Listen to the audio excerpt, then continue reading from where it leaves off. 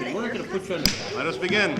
Roll call to City Council for the meeting on Wednesday, December 18, 2013 at 9 a.m. Mr. Winarski, Mr. Brennan, Mr. Evans, Mr. Rancuso, Mr. Jones, Mr. Mursky, Mr. Witherspoon. All please rise for a moment of silent meditation and the Pledge of Allegiance. Mr. President, if I could, like that we remember all those in our community, both locally and globally, that have lost loved ones since the last time we were in these chambers. In particular, the family of Darlene Conway. We want to remember them in our prayers and thoughts, and again, all those who've lost loved ones. But we ask our God and Creator this morning to give us the proper information and the wisdom to make the decisions that are best for the citizens of the city of Erie.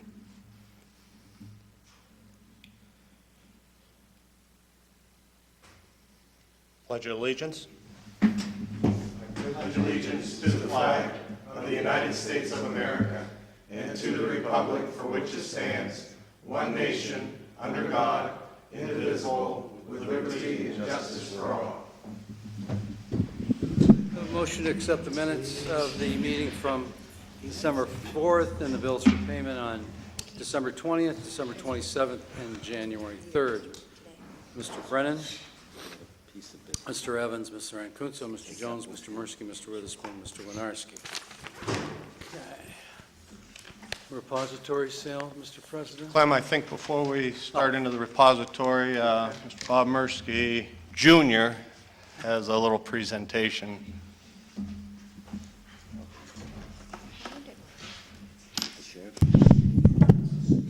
Sheriff, if you'd come up. I could go through the whereas on here and then the therefore be it resolved, but I just wanted to take a point of personal privilege and thank you for your service to Erie County and to the city of Erie. But more importantly, you know, as you retire, to thank you for everything that you've taught me, to be of service, to treat everyone with dignity and respect, whether they're a janitor, homeless, or a CEO. I've learned from your example of treating everyone with kindness, and I think that as a Lower East Side boy, you did the city proud, and we're very proud of you, and I'd like to give you this citation. Therefore be it resolved that the Council of the City of Erie has hereby presented Erie County Sheriff Bob Mursky. We extend to him our heartfelt thanks and appreciation for a job well done and wish him a long, happy, and healthy retirement in the years to come. Thank you, Dad. Thank you.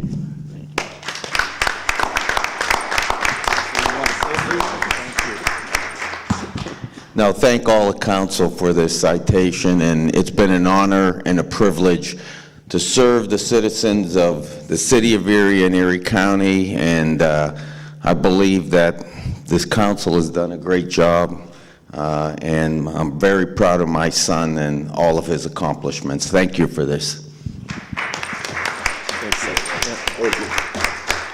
And I always joke, half the people who voted for me thought they were voting for you, so.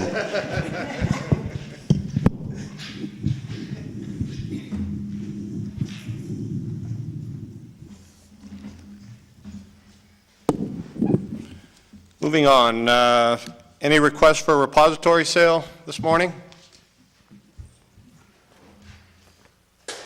Any requests for a repository? Hearing none, Mr. Clem. Citizens to be heard. We have Mr. Randy Barnes.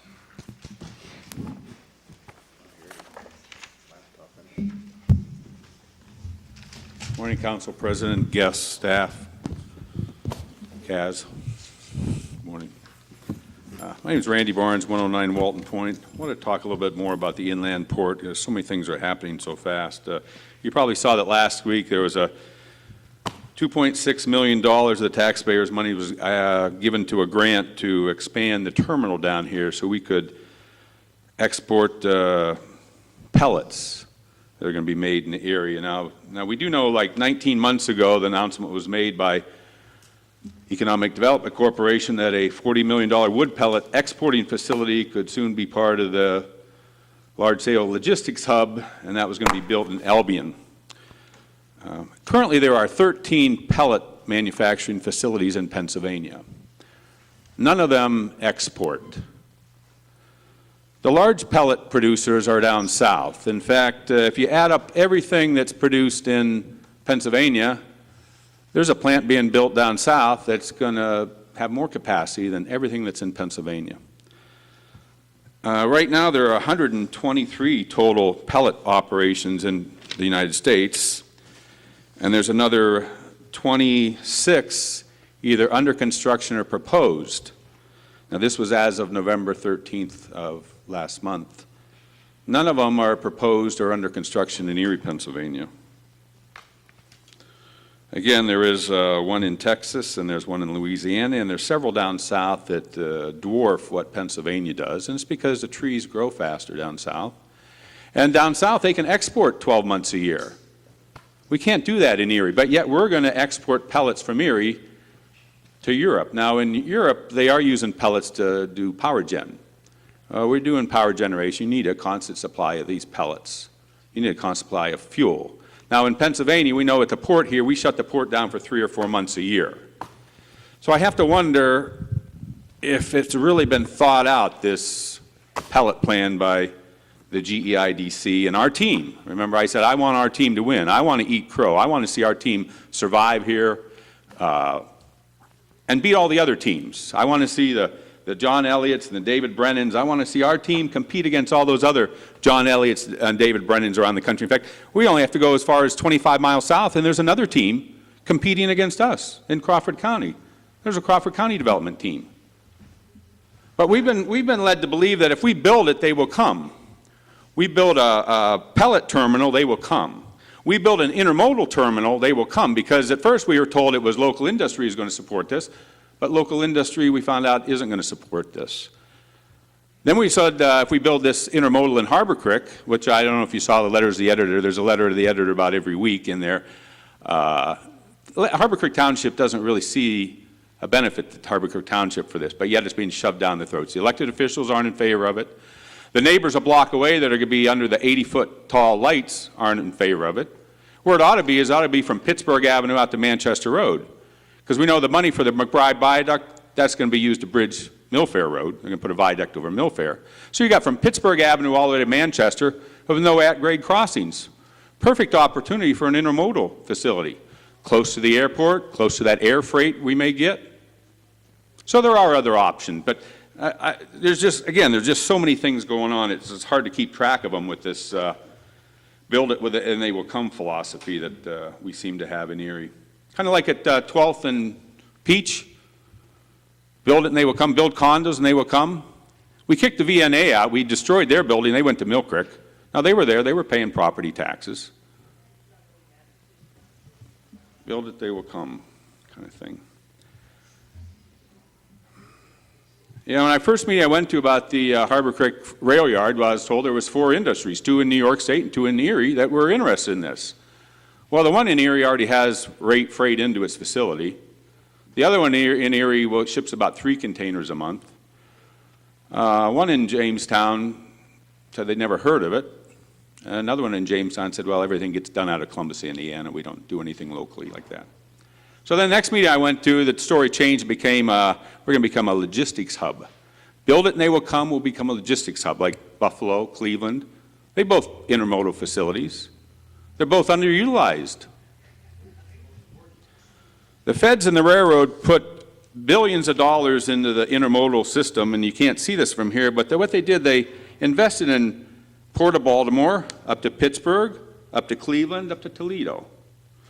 Nothing on the map from New York City across New York State to Erie. They didn't see a need to invest in that area. And as I've told you, CSX, they don't want to put their money into Erie. They'll cheerlead. And in closing, I want to say that our team has to promise us more than, what's the word? Promise of possibilities. The promise of possibilities. This is what I have in my hand, a promise of possibility. You know what this is? This is the Mega Millionaire. I promise you that if you buy these every week, there's a possibility you'll win. I think we need more than a promise of possibility to keep going forward. Because remember, $2.6 million last week, $3 million last month. We're throwing money at this inland port, and we don't have anyone that says they want to be here. Thank you. Have a Merry Christmas.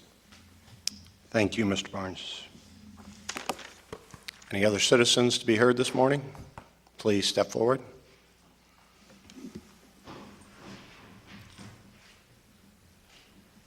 Good morning, Council, Good morning. everyone here. My name is Bonnie Markley. I live at 1020 Cascade Street, Erie, Pennsylvania. I am a senior citizen, and I would like to address two things. The suggested raise in the fees, which are really taxes hidden, fees to the sewer, the water, the trash, the garbage. As a senior citizen, with my little bag of garbage every week may consist of one banana peel. And I do recycle. I find it offensive that rental properties, like this past week in my neighborhood, had over 80 bags of an evicted person, plus furniture, couches, beds, and garbage. And they pay the same as a senior citizen on a fixed income. We, as a city, should be considerate of our senior struggling people who have worked here, left town to come back to pay taxes, to pay utilities, to pay everything increased.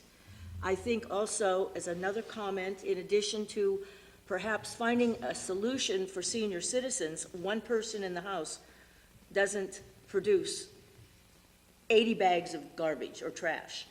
And the water bills, we use limited water, we're still paying higher fees, which is an inconvenience and a struggle for many of us. Secondly, my other opinion, which might be considered and might be offensive, but on buildings that are taxed, all buildings, all properties, including temples, churches, mosques, every nonprofit, because they're all making a profit in some way or another, because the CEOs are making better incomes than some of us retired people. I think if you want to create an income, tax every building, every property, and if people don't pay their taxes, take over their property by eminent domain. Please let the council consider at least not putting fees on senior citizens, one person in the house. Any way you can help us save money to survive would be most appreciated. Thank you for your time, and have a happy holiday, and may you all have a prosperous year. Thank you. Thanks, Ms. Markley. Good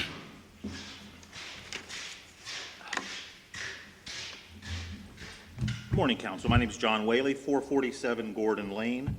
You're going to pass a budget today that I think is 95 pages of almost pure fantasy.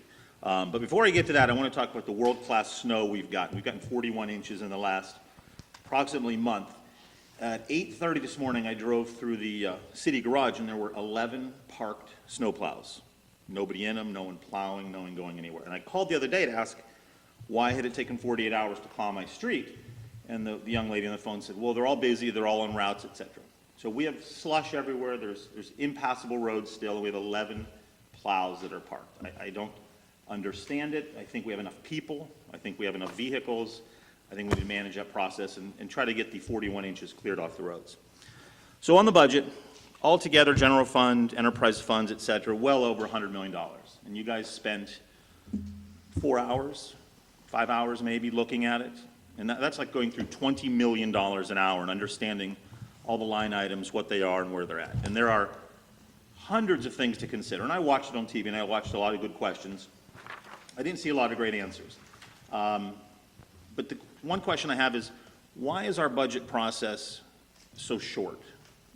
Why do we get the budget beginning of December, end of November-ish, and then today you're going to pass it?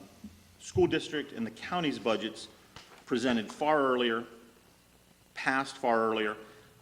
School district ended up cutting a number of jobs, small tax increase, they're closing buildings, they're doing a lot of things to shepherd my money, I think.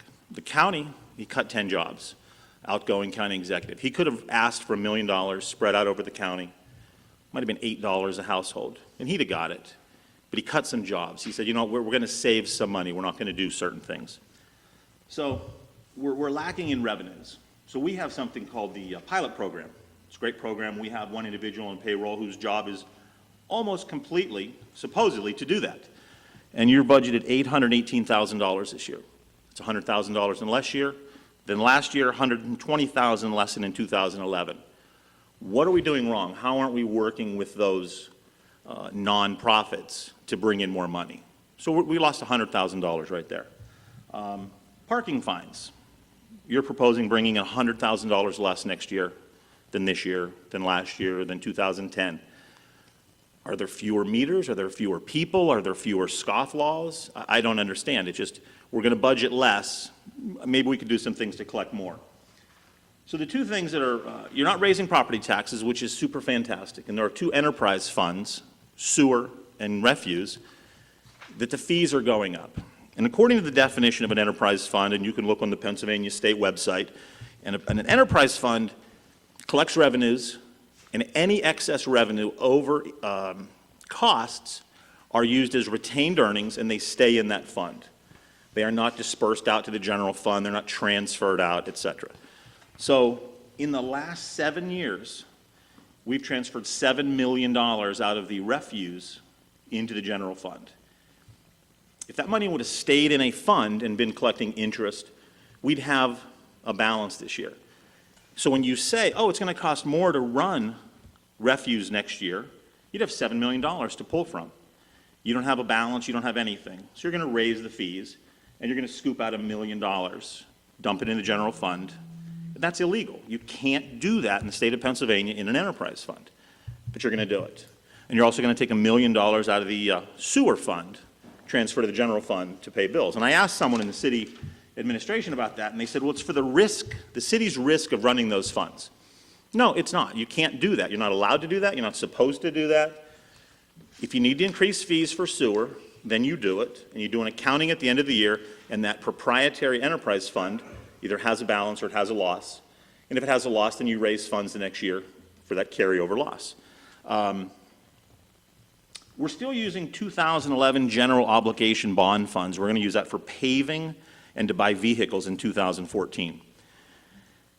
There's a special ordinance set up in the city code, which you can repeal if you don't like it, and you guys obviously can repeal it, but it's how we buy vehicles. A certain amount of money is put into a fund, and that money is used every year to buy vehicles. It's in the law. Hasn't been repealed, hasn't been changed. That's how we buy vehicles, not with bond funds. So we went out for a bond 3 years ago. This year, we're going to pay almost $500,000 in interest. And $2 million of that fund, we haven't even used yet. So we went out, we borrowed some money, we let it sit, and we're going to pay $500,000 for the next 20 years in interest every year, and then we have a balloon payment at the end. I'd like you to think about that before you pass the budget. Thanks. Thank you, Mr. Whaley. Any other citizen be heard this morning? Any other citizens to be heard? Hearing none, Mr. Clem. Okay, we have ordinances for final passage. Council file ordinance 15,854. An ordinance amending official ordinance number 80, 2005, known as the zoning ordinance of the City of Erie by changing the classification of property located at 3503 Peach Street, the back portion of said property from R1A, traditional single-family residential, to that of RLB, residential limited commercial, per request of Attorney James B. Toohey, representing the Erie Federal Credit Union. Motion to Mr. Mursky, seconded by Mr. Winarski, that council file ordinance bill number 15,854, now known as official file ordinance number 31, 2013, be finally passed by City Council. Mr. Brennan? I abstain. Mr. Brennan abstains. Mr. Evans? Mr. Rancuso? Mr. Jones? Mr. Mursky? Mr. Witherspoon? Mr. Winarski? Ordinance is adopted. Yea, 6, nay, 0, 1 abstention.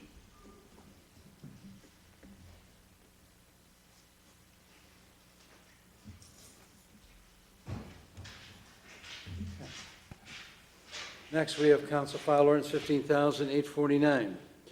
An ordinance fixing the tax rate for all city purposes for fiscal year 2014, beginning January 1, 2014, and ending on December 31, 2014. The total real estate tax millage for 2014 will be 10.85 mils, of which 2.15 mils is set aside for debt service and 8.34 mils is set aside for the collection of real estate taxes, for a total of 10.85 mils. Motion, Mr. Winarski, second by Mr. Witherspoon, that Council File Ordinance 15,849, now known as Official File Ordinance 32, 2013, be finally passed by City Council. Mr. Brennan, Mr. Evans, Mr. Rancunzo, Mr. Jones, Mursky, Mr. Witherspoon, Mr. Winarski. Adopted, yeas 7, nays 0. Council File Ordinance 15,850, an ordinance of the City of Erie County of Erie and Commonwealth of Pennsylvania adopting the general fund and certain other budgets for fiscal year beginning January 1, 2014 and ending December 31, 2014. At the sum of $69,683,906 is hereby appropriated to the general fund, and the total budget, including other fund budgets, total $127,233,632. Motion of Mr. Winarski, second by Mr. Witherspoon, that Council File Ordinance Bill Number 15,850, and now known as Official File Ordinance 33, 2013, be finally passed by City Council. Mr. Brennan, Mr. Evans, Mr. Rancunzo, Mr. Jones, Mr. Mursky, Mr. Witherspoon, Mr. Winarski. Budget is adopted, yeas 7, nays 0. Ordinances for first reading. Council File Ordinance 15,855, an ordinance appropriating the sum of $300,000 from unappropriated and anticipated revenue, providing for the expenditure thereof in the 2013 Project Safe Neighborhood Program. Motion, Mr. Witherspoon, seconded by Mr. Rancunzo, that Council File Ordinance 15,855, having been read, is hereby adopted on first reading of City Council. Mr. Brennan, Mr. Evans, Mr. Rancunzo, Mr. Jones, Mr. Mursky, Mr. Witherspoon, Mr. Winarski.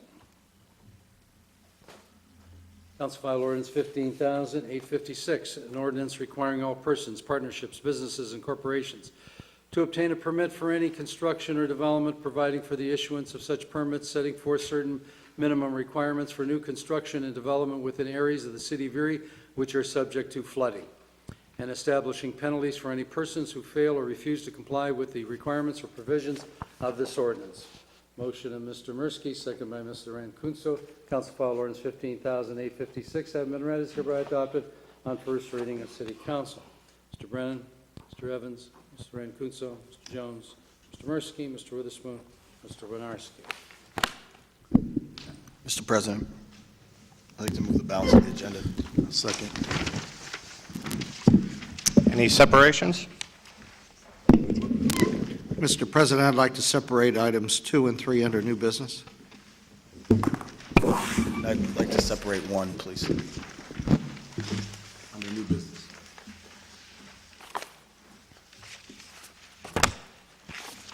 What was that number? 1, 2, and 3 under new business, Mr. Clem.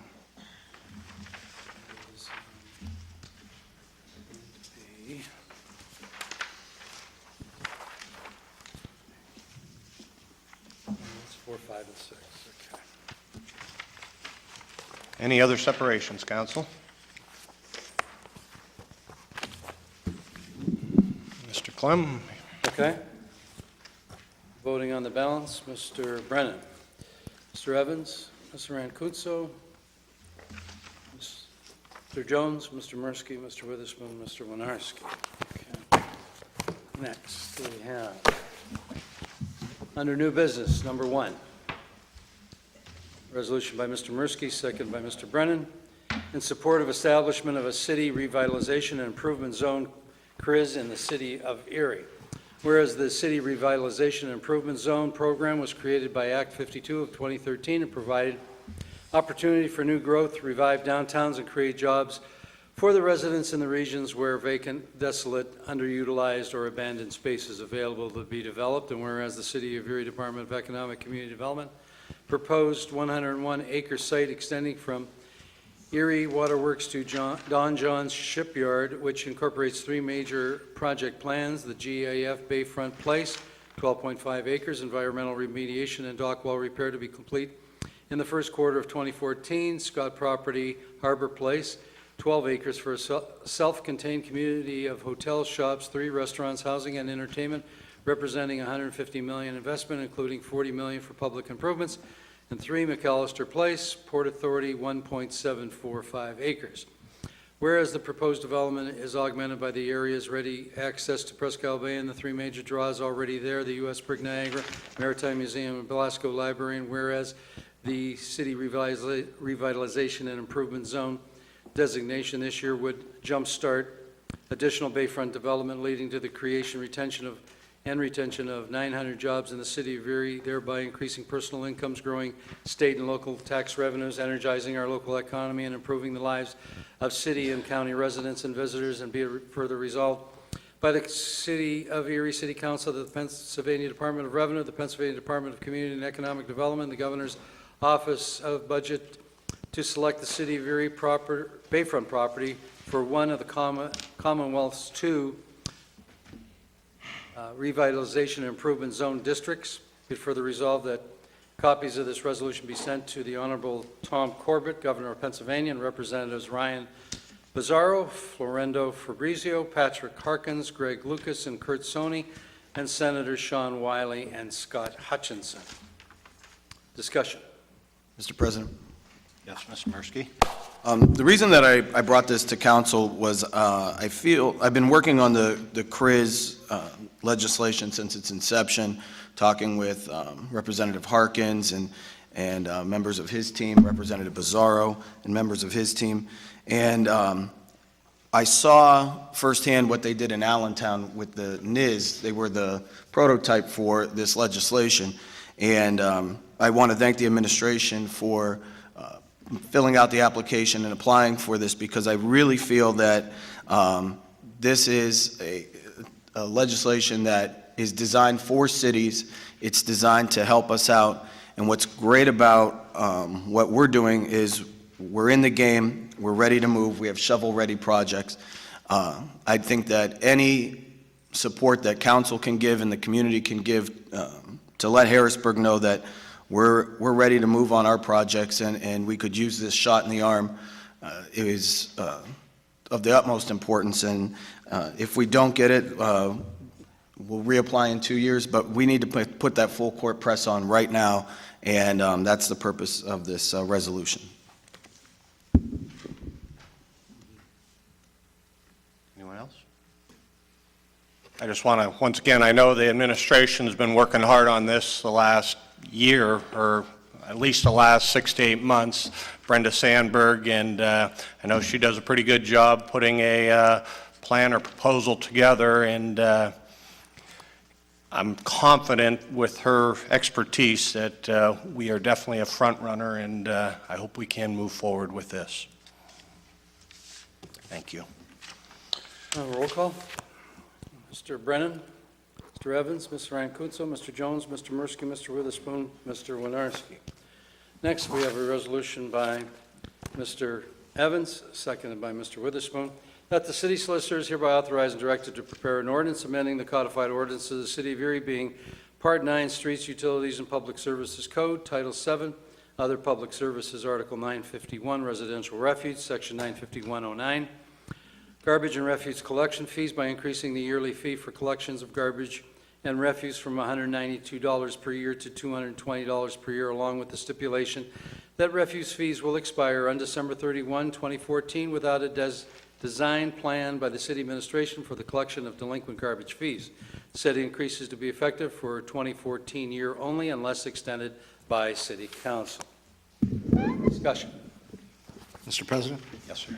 I'd like to speak to both the sewer and the refuse fee issues. Contrary to what the one gentleman's indicated, we spent over 3 hours one night just talking about these two issues. Clearly, some recognition of the increased cost of sewer and refuse services needs to be included in any city budget. However, in both of these areas, we found some structural issues that certainly contribute to the magnitude of the increase proposed by the administration. In the case of the sewer facility, we have agreements with other municipalities that, at least on the face of them, don't make a lot of sense in connection with how the sewer facility actually operates. It's a largely fixed cost facility, and to have agreements with other municipalities that are totally volume-based really ignores the fixed cost nature of the facility.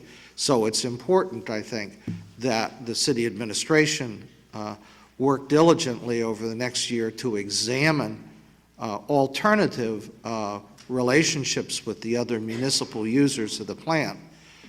We recognize that that's not going to happen overnight. It's a very long and involved process. And these agreements have been in place for about 4 decades, so it's not something you can change on a dime. But nevertheless, we didn't think it was fair that the citizens of the city of Erie be asked to pay higher and higher fees while an arrangement with the other municipalities existed, which at least on its face, appears to be illogical. And so by putting a sunset arrangement on the increase, we're trying to hold everyone's feet to the fire, the administrations, councils, et cetera, to see if we can't come up with a more logical and rational way of dealing with this. And then a year from now, hopefully council will be in a position to either eliminate the increase going forward or at least mitigate it. And that's why the sunset was placed on that. With regard to the refuse, if I might speak to that as well, because it's a similar issue, just a different cause. It's the delinquency issue and how to deal with the delinquency issue. And the woman in her remarks referenced that, and that's another concern, is do we continue to charge those who pay their bills on time more and more, while we don't have an effective mechanism for dealing with delinquencies. So again, that's not a problem one can solve in the context of 2 or 3 weeks of budget deliberations. It's going to take more study than that. But by, again, putting a sunset on the rate increase, it keeps everybody's attention focused on needing to come up with a better solution. Rate increases are easy to make, but they're not always the best thing to do. Sometimes you have to dig beyond the symptom and look at the underlying structural issues and fix the problem. And in the private sector, that's somewhat more common than it is in the public sector. So hopefully, over the next year, the ladies and gentlemen on this dais, along with the folks in city administration, will come up with some better solutions here, and then they'll have a chance to revisit these issues a year from now, decide how much of the rate increase to retain and how much of it to roll back. So that was the logic behind it, and I really want to thank the other members of council for supporting that in our deliberations. Mr. President. Yes. After our budget sessions, I went up and I talked to Public Works, and I talked to the sewer department, and the way that the percentage is based on a prorated basis, based on the number of hookups that you have in your municipality. And in looking and understanding it better, it's almost like the Pythagorean theorem. The Pythagorean theorem's been there for thousands of years. It hasn't changed, and I think that's the way this percentage is set up. And I think it was just not explained to us properly. And but looking at the way that it's set up, I have to go back on what I said, because I said it wasn't fair. I just didn't. Well, that's what I was told. And in actuality, it is set up in a way so that everybody who's using the system pays their percentage based on the number of hookups. These municipalities have paid when we've done renovations and additions to the sewer plant. They've paid their prorated share. So it's almost like they're investors in the system, not just consumers of our water. And so that was explained to me, and I just wanted to bring that to council's attention and bring that to the community's attention, because everyone on this council, we are looking out for the best interests of the public. One of the things in thinking about it, too, I'm really concerned about the sunset provision, because I feel like we're just going to kick the can down the road, and in reality, expenses aren't going to go down. They're just not. Our rate to waste management that we pay per ton is not going to go down next year. I think we're giving the citizens false hope in saying we're going to lower your rates when financially we know we can't do that. Even if we got all the $2.5 million back, the structural cost of doing business every year is going up, it's not going down. And I feel that what it does is just kick the can down the road for us next year to say the same thing and to look at it and say, yeah, we were right, we're going to have to keep the increase that we made last year. I think that, and I think the other thing is what it does is it gives the citizens the sense that that we somehow control, that we're making extra money on this increase, that we're going to salt away, or that we're, and that's not true. That's not what we're doing. It's not something like we're just arbitrarily picking a number. It's to match what the expenses are. And so with the sunset provision, I just feel like we're giving the citizens false hope that we're going to lower their rates next year. And I don't see financially how that's possible. And so that's one of my concerns. Mr. President, these couple of items that we're talking about, the sewer and the refuse, they really consumed a lot of our time in budget negotiations to figure out what to do about it, because particularly, personally, I don't like to raise any fees on the citizens of Erie. We know that, many of our citizens are in poverty or living on fixed incomes, and it's very difficult to go back to them and ask them for more money each year. I think the fact that we have to put these rate increases in place because of the cost of doing business of both the sewer and the refuse, it's maybe necessary right now, and I think the sunset provision at least provides the responsibility in the mandate for review in the coming budget year, whether that rate needs to be put back in place again in 2015, can be done, can be continued, can be lobbied by council members who feel it needs to stay at that rate, but it requires us, the sunset provision requires us to do a thorough review and look for other ways to fund those departments or fund those enterprise funds without continually raising. So, I mean, to me, there's no harm in having a sunset. We had a sunset in the landlord provision, the landlord ordinance, in order to make sure that we, after a year, looked at it, evaluated its effectiveness, and brought observations, changes, any kind of things to the table. We didn't repeal. It doesn't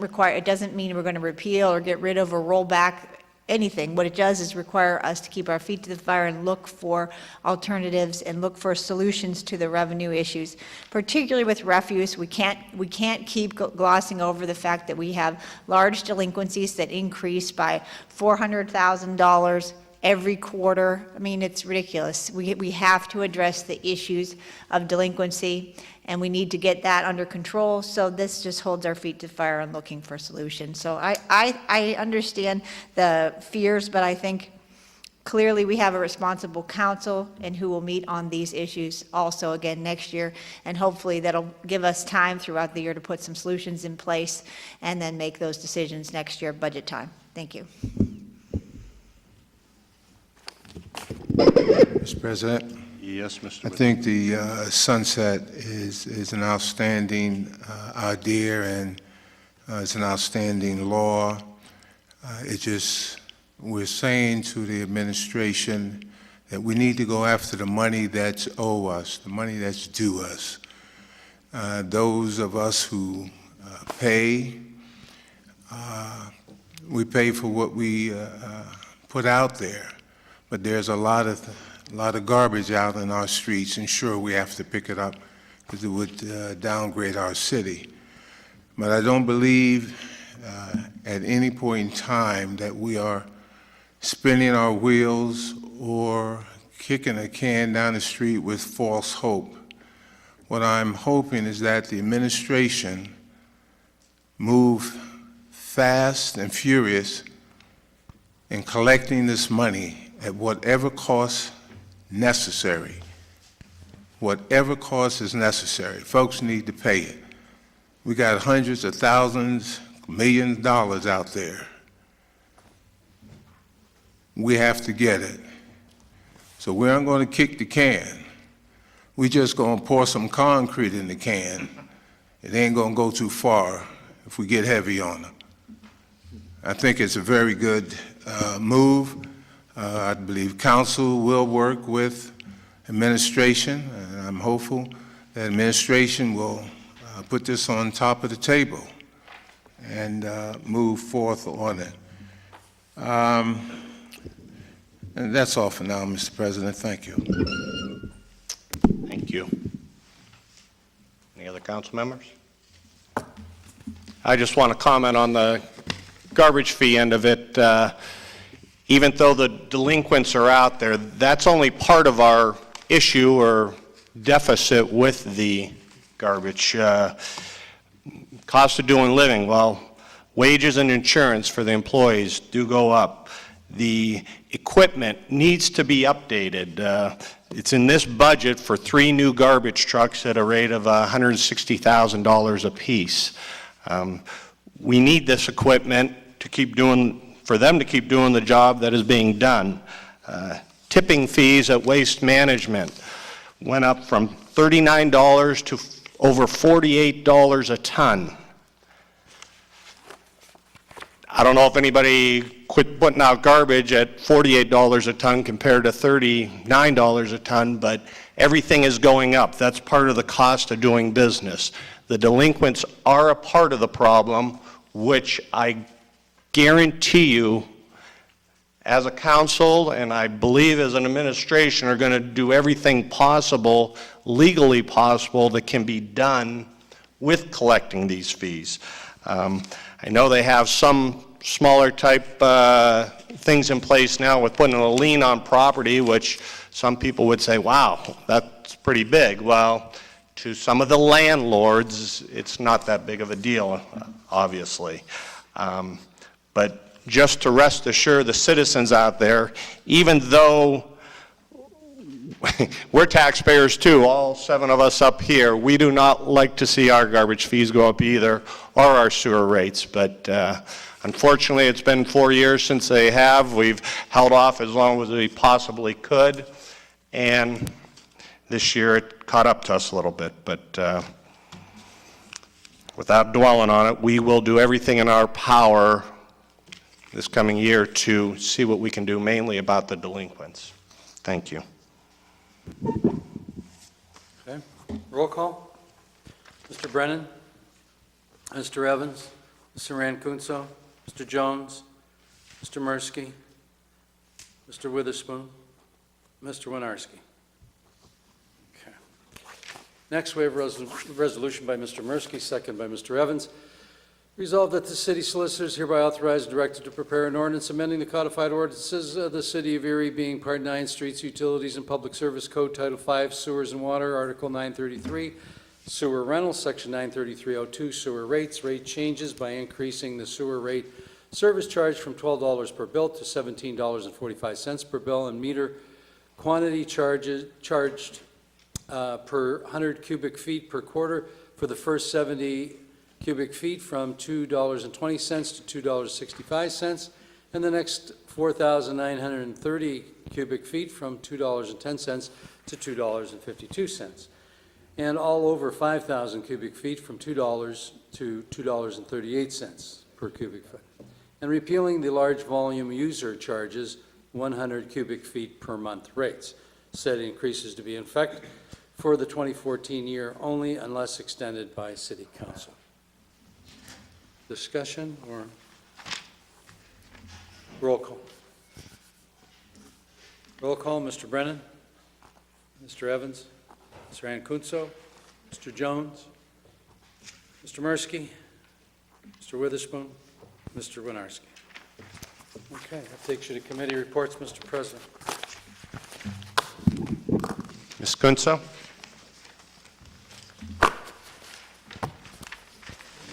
You're up. Pay attention. Sorry. Thank you, Mr. President. No report today, just want to thank Mr. John Evans for his service to City Council.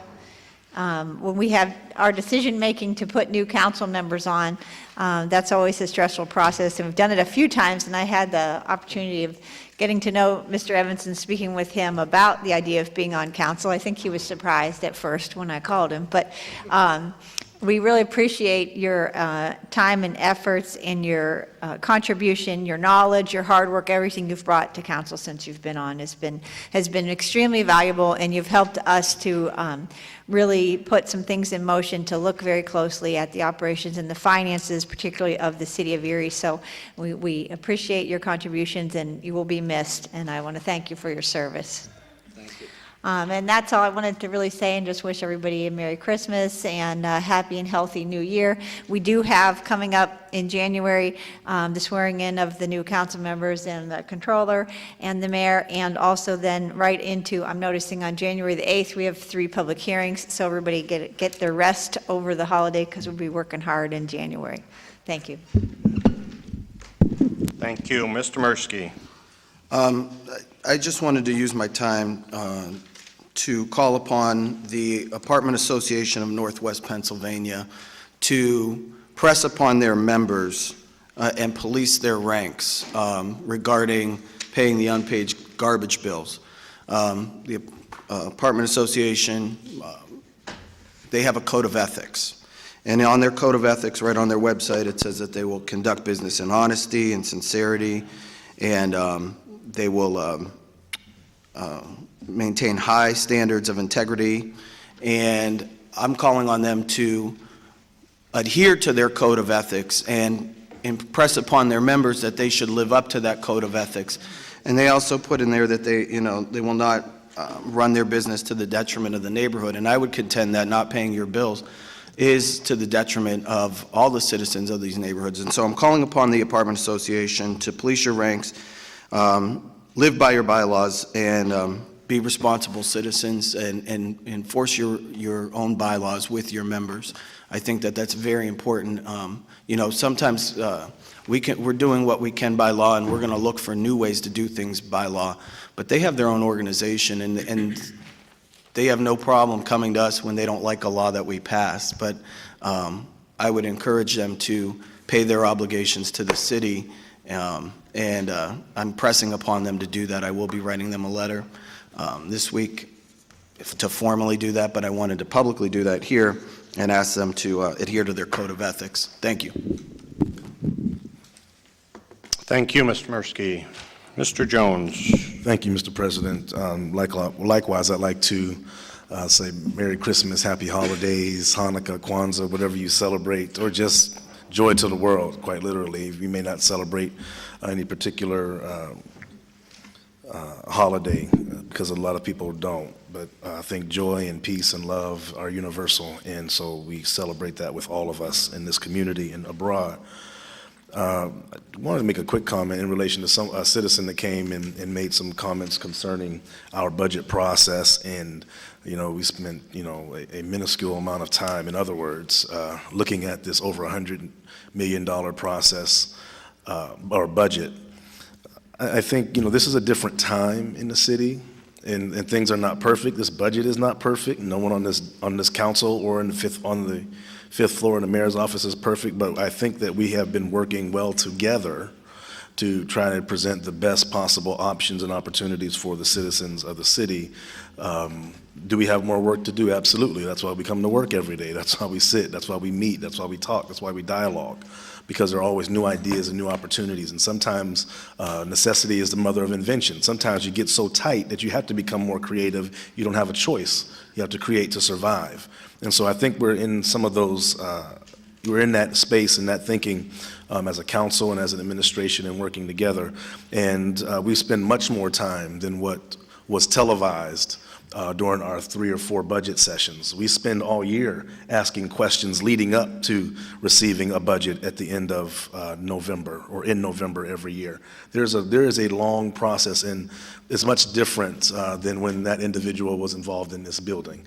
And so I think that's fair to say publicly that we value what we do in this budget process much more than what you just see in the budget session at the end of the year. Also, take a personal note, Bob celebrated his father along with us, and we celebrated Sheriff Mirsky's retirement and service with him. On the other end, I'd like to say happy birthday on Friday to my oldest son, my namesake, Curtis III. He'll be 18 this Friday.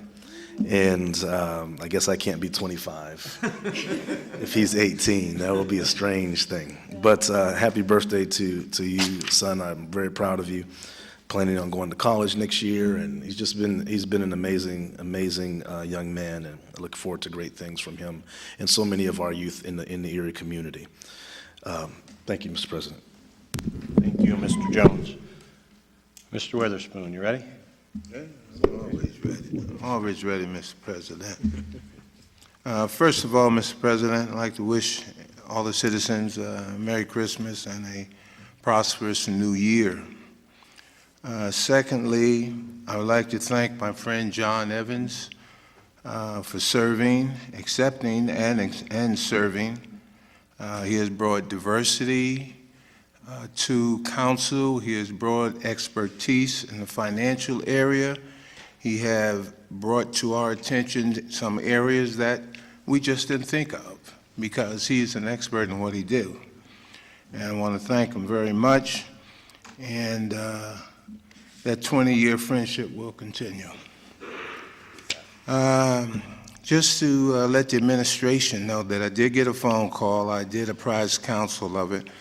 A gentleman live on 42nd and Conrad was shoveling the snow, and a plow came by, and Conrad is a very steep hill, and the snow was shoveled and blown on him. It didn't cover him, but it covered him from his foot to his knees, and it was more than just the soft snow. It was kicking up some big pieces of ice. And I told him he needed to go get checked out and fill out an incident report with us, just in case something happens to him and his legs down the road. I can give you his name and phone number if you like to have that. I guess, thank you, Mr. President. Next. Go ahead. Thank you. Mr. Witherspoon. Just one item about the budget. I wanted to just kind of add on to what Mr. Jones had said about the how much time we spend on it. We do have monthly finance meetings, and we get an incredible amount of information from the administration. Every meeting, I think I ask for something from administration as far as please explain this or give me a breakdown of this, and they do have the information together. They get it to me as promptly as possible. So I think there is a credible amount of time spent, outside of the finance meetings and outside of any budget deliberations that is spent diligently going over the budget. So I think that's very important to note. A couple items I want to talk about. The Erie Redevelopment Authority is resurrecting a group that they had started a while back. It's called the Erie Neighborhood Growth Partnership. They have not had any activity since 2004, and they have not met, but I was contacted to join the group to start forming the board. But the value here is that it's a nonprofit, and that this agency could apply for grants and other financings to help out our City of Erie neighborhoods. The board is, as I mentioned, the board is still under development, and they can provide guidance, financial expertise, and planning assistance. And as I've talked many times, we need to work hard on our neighborhoods, and I hope this effort will be successful to continue to work on neighborhoods and make them better and better. I attended a Destination Erie Consortium meeting on December 10th. We discussed the current status of the plan and the next steps. Has been published, there's been a new consultant that has been hired. just on December 11th, I believe. Peter J. Smith of Buffalo is a new consultant. And I'll continue to serve on the Infrastructure and Transportation Committee, and we'll continue to work diligently on this plan to its successful completion. I do want to say thank you to Mr. John Evans for your service on council. You've been an incredible asset and give a lot of insight to a lot of our conversations, and I very much appreciate that, and also your friendship, and I thank you. And lastly, Merry Christmas, Happy New Year to everyone. Thank you. Mr. President, I know I'm out of order. I had my time, but why I start being in order now, right? But seriously, I did want to. I didn't write it down, and I guess I'm getting a little older too. If I don't write it down, sometime when I'm talking, I don't think about it. But I didn't say, as others have said, thank you to Mr. Evans for his service. Definitely not a heart. It was a mind slip, not a heart slip. And so thank you for your service. It takes someone to be out in the public and to be willing to open your mouth in public. It's a challenge sometimes for a lot of us to do that and to survive it. And so your willingness to serve and to be open-minded and open-mouthed when you felt like it was necessary, even to the point of challenging, I think is an important thing that helps our community and help any organization grow. So John, thank you for your service and your time on this council for the last 18 months, 2 years, whatever it's been. And even beyond that, I appreciate the fact that we've formed a friendship. And so I appreciate that. And that's much more than elected official stuff. I think life is more than what we do. Life is the people we come in contact with and who add value to us. And so you are one of those for this organization, this group, but also on a personal level for my life as a friend. So thank you very much. Thank you, Mr. President. No problem. John? Okay. Thank you, Mr. President. Normally, I speak somewhat extemporaneously at these sessions, but I didn't want to run the risk of doing so for a half an hour, so I thought I'd better write out my remarks. So please excuse me for reading them. May go over a minute or two. Given that this is my last meeting as a member of this body, I want to share a couple parting thoughts with you.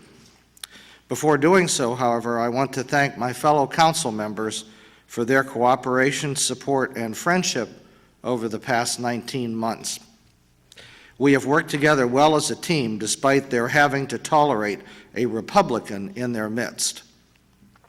It would be wonderful if the bipartisan spirit we have shared would spread to other levels of government, but I feel that is unlikely. I also wish to thank Jim Clem for his support and guidance as I navigated the new world of being a city official. The city is fortunate to have him and his trusty crew. Thank you. As I leave this role, I want to share two concerns about our community's future.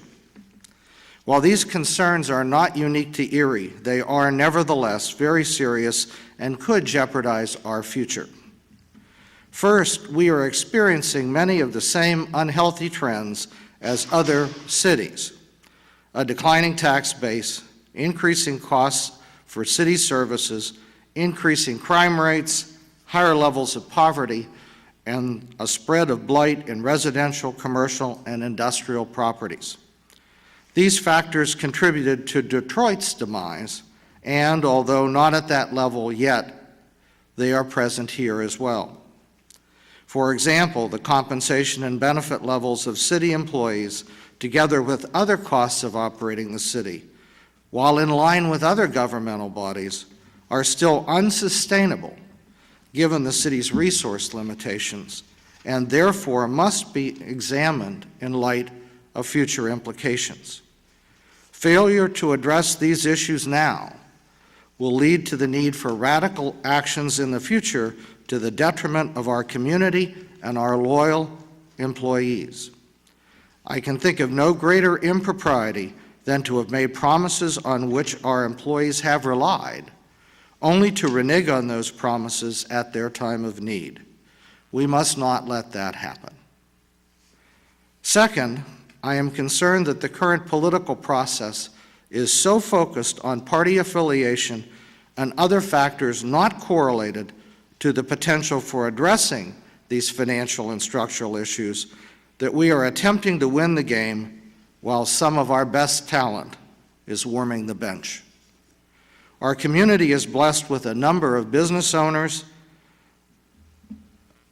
financial professionals, and corporate executives who have the education, business experience, and financial expertise to help the city face and solve these complicated issues. Yet, because most of them happen to be Republican, they are seen as unelectable. That is not their loss. That is our community's loss. How can we expect to create an economically thriving community we want for all our citizens if we systematically exclude this leadership pool from our deliberations? I encourage you to develop some mechanism whereby these talented and community-minded people can be brought into the conversation in some way. Our future will be better for it. Thank you again for giving me the opportunity to share the last 19 months with you. I wish you and our community great success in the years to come. Thank you. Thank you, John. Just a couple notes. January, we are not meeting the first Wednesday because that's New Year's Day. We are meeting the second Wednesday, January 8th at 9 a.m. I want to congratulate Mr. Mirsky Sr.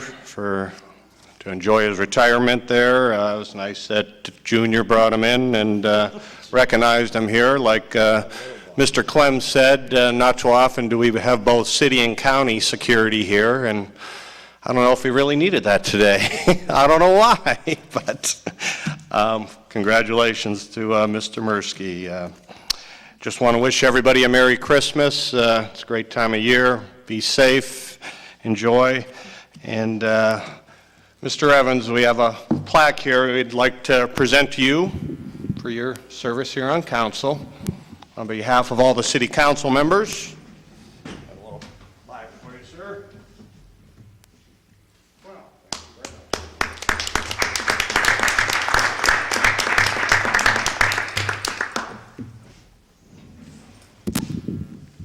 That being said, Mr. Kwiatkowski.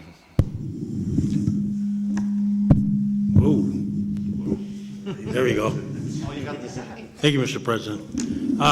I too would like to say thank you. This is my last meeting as the controller of the city of Erie. It's been a great 12 years. I wish it could last longer, but all good things come to an end. There are many good people to thank over the years. I'd like to thank, starting with the present administration for their support. It wasn't always that way when I started here. The last 8 years has been great. There's been a openness, a transparency unheard of, and a cooperation between my office and that of the mayor, which doesn't often exist. We respected each other's territory. He took my concerns and listened to them, and he argued his concerns. And where reasonable people meet, reasonable things happened. I'd like to thank council, past and present, those who supported me through some of the dark times and through some of the great times.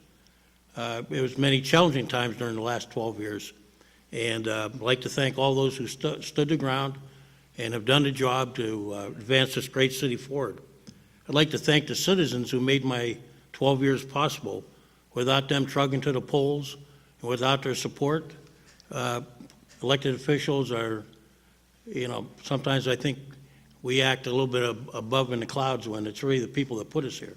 We should never forget that.